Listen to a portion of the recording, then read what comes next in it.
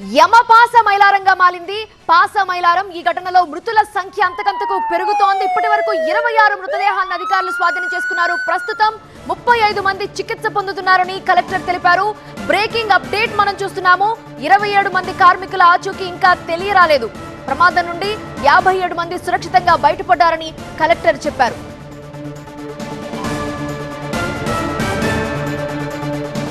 పాసమైలారం ప్రమాద ఘటనలో మృతుల సంఖ్య పెరిగింది. స్థానిక అధికారులు సిబ్బందితో పాటు ఎన్డీఆర్ఎఫ్ బృందాలు సహాయక చర్యల్లో పాల్గొంటున్నాయి.